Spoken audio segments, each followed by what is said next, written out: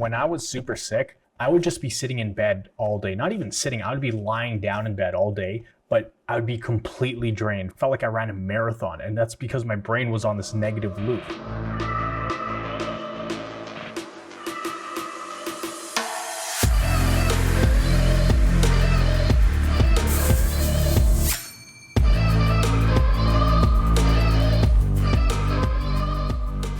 How's it going, Thrivers? Miguel here from CFS Recovery. I got something new that came in here. I just want to show this real quick. Hashtag Thriver. We're sending this to all the members in Recovery Jumpstart. But today, I want to talk about how to maximize your energy if you have something like chronic fatigue syndrome or ME or any nervous system disorder. Because at the end of the day, yes, you can be very drained a lot of the time. There's not that much energy to carry you through the day. There's not much energy to do basic activities like brushing your teeth, showering, cooking, doing laundry, simple things like that.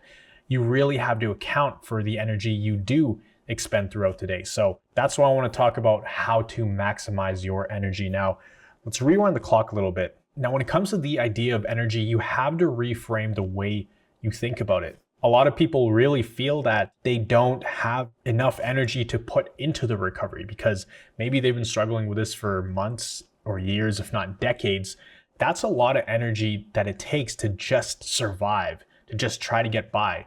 So they almost feel like, I've tried everything. I've tried this brain new training. I've tried this method and that method, and I just have nothing left to give.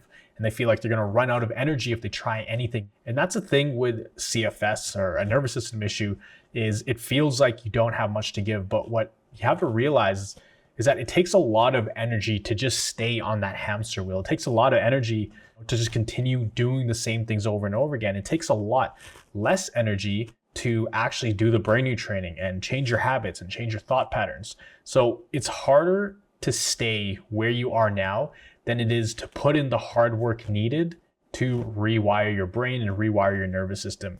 Yes, there is a lot of mental effort needed, and that's literally the hardest thing, because you really have to shift the way your brain reacts and the way your brain functions, how it goes on that autopilot, constant negativity, constant anxiety, constant worry. You need to reroute that to something more positive, and that takes a lot of effort, but not as much effort as it does to just survive this thing and continue to go through the day or the weeks or the months, not really knowing what's going on.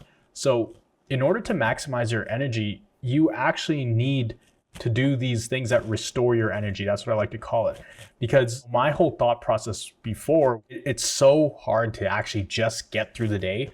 How will I have energy to do this brain retraining or do this brain exercise? Or how will I have enough energy to track all my habits and do the right things? Because it takes a lot of mental effort. It really does, to try to change your brain's way of running on autopilot. It does take a lot of mental persistence and consistency and all these things. So it is a challenge, but it's nowhere near as hard as continuing to do what you're doing or continuing to get by. Now you might be thinking, you know what? Well, I've tried all these other things and they just don't work. Well, that's the thing. You didn't stick with it long enough for it to work. With something like brain retraining, you need to do it consistently, constantly throughout the day. And when people think about something like brain new training, they think, oh, it's just one exercise you do once a day or a few times a day, but it's something that is constantly ongoing. You making split decisions every single day and you choosing to, put down those chips, or you choosing to peel yourself away from looking at screens late at night. That is essentially brain new training, because your brain wants to go one way, but you're forcing it to go another way, a way that's more healthy for you and for your future. So you need to realize that you are on a hamster wheel and you need to get off the hamster wheel. You need to change the things that you're doing if you want your situation to change. And as you change those things, then the energy starts to change. The energy starts to come back, because it takes so much energy just to fight these negative thoughts. And when you're in an anxious state and you're very wired and constantly worried, you essentially have a massive energy leak. So think of you carrying around a big jug of water and there's a gaping hole at the bottom.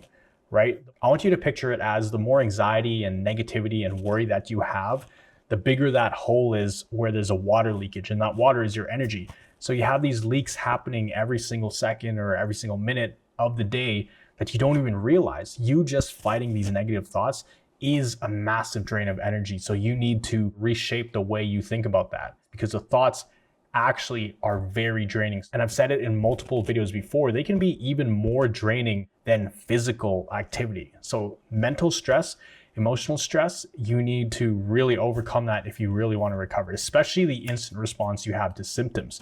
And I have a whole nother video about that. You can watch that in the link up here. Maximizing your energy with CFS. In order to do that, you actually have to remove the bad habits. And when I say bad habits, I'm talking about the negative thoughts and the worries and the anxieties. That is really what you have to remove. Let's rewind the clock a little bit. When I was super sick, I would just be sitting in bed all day. Not even sitting, I would be lying down in bed all day, but I would be completely drained. Felt like I ran a marathon, and that's because my brain was on this negative loop. I didn't realize how draining that was. And when I got to the hospital, it was another month of just literally surviving. They had me hooked up to all these machines. They didn't know what was going on. But as soon as I got reassurance from my doctor, and he was like, look, we've had the blood tests, we did scans, we did this test, that test.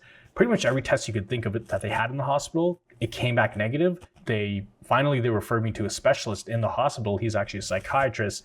And he was like, look, there's actually not a physical problem going on in your body. It's actually happening in your brain. Your brain is sending the wrong signals to the rest of your body. And that's why, you're feeling this way. Your brain is in survival mode. It's literally shutting you down.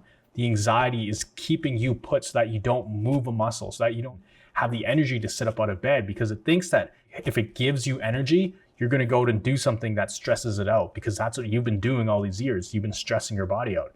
And so that anxiety is what kept me put, but it was a survival mechanism. I had to snap out of that. And the moment that I shifted out of an anxious state, the moment that I started understanding what was really going on and I wasn't reacting to all the symptoms, the energy started coming back very quickly, actually, to the point where, I was able to move from a bed to a walker, to the point where I was able to go from completely bedridden, getting spoon-fed, to going in a wheelchair, then a walker, then standing on my own 2 feet for the first time in months. And it was actually insane how fast things started to turn around. Actually, when I first met that psychiatrist, the first month together with him, I made more progress in those first 3 to 4 weeks than I did in the previous 6 to 8 months. Because for 6 to 8 months, I was just landsliding, getting worse and worse. But now I actually figured out what was going on, figured out how to handle my emotions and stop that instant negative reaction to symptoms and snap out of it. And then my energy started coming back. So that's something I want you guys to realize, is that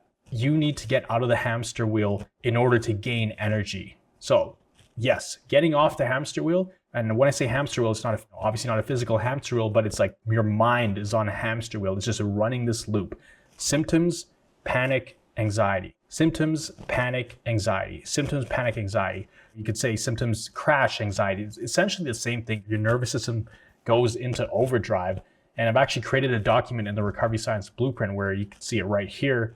I'll put it up for a few seconds, but it essentially paints the picture and really visualizes what's going on with your body. I've created that to help people understand what's going on. Some people are visual learners. I know I was. So when my doctor drew these diagrams out, it really helped me figure out exactly what was going on. So I've actually put together the Recovery Science Blueprint. You can go ahead and grab that down below. First, there's a brain new training exercise that you could get along. But back to what I was saying, in order to actually gain energy, you need to pretty much unlock your mind, because your mind is like locked down. Your brain has you locked down. You need to release those locks so that way your brain starts to trust your body and you start to trust your body.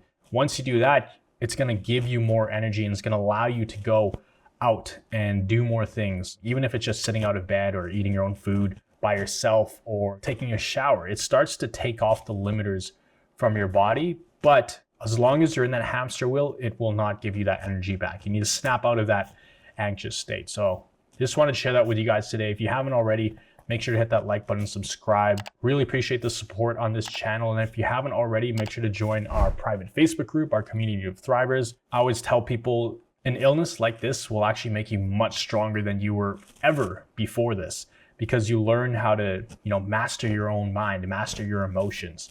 And that's something I've noticed now that I've gotten better. And pretty much everybody who's recovered has realized that they have vibrant, exuberant energy like never before. It's because they've learned to master their mind, learn to handle stress at a level that they never would have learned how to. So hope you enjoyed this video. Hope you got some value out of it. If you did, leave a comment down below. Just remember, you are a thriver and you are just one mind shift away from living a life with thriving health.